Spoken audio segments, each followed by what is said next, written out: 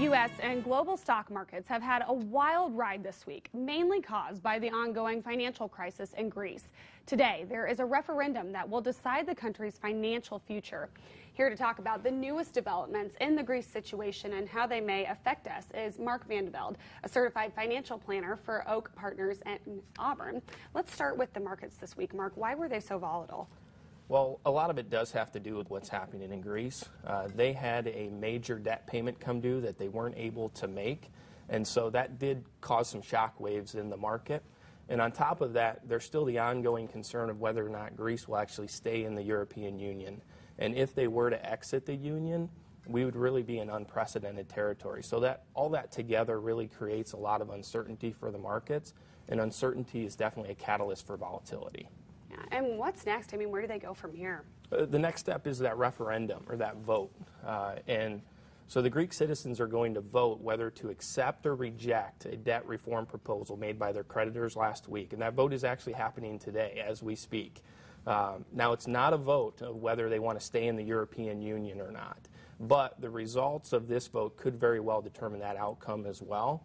So a no vote today, which is actually what their prime minister is calling for, would further alienate them from the rest of the Eurozone and could lead to their exit from the Union. But a yes vote, that might mean that the Prime Minister and maybe some other high-ranking government officials would step down and a more intense reform could be possible. So I really feel bad for the Greek people. They're in a tough spot either way. They either have to accept some really significant cuts in their lifestyle or risk being kicked out of the Eurozone altogether. Yeah, definitely not an easy decision at that. And either way this goes, really, it could have a negative impact, right? For Greece and the Greek citizens, yes. But when we talk about the impact on the global economy, I think it's important that we put that into some perspective.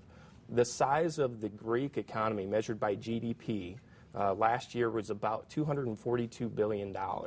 As a comparison, the state of Indiana alone was about $328 billion in GDP. So it's about 25% larger than Greece.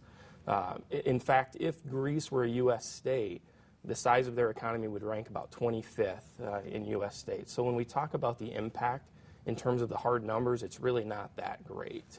Okay, and what can investors take away from this? I mean, what should we be doing, learning from this? Well, there's going to be a lot of short-term volatility until this is resolved. But really, once it's over, things will get back to normal.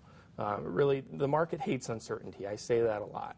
But once that uncertainty is lifted, then things go back to normal, and we're going to be fine. I mean, the great news is the U.S. economy is growing, and we're heading in the right direction. But we also know that volatility creates opportunity. And so I do think working with a trusted advisor to find some of that opportunity is definitely a good thing.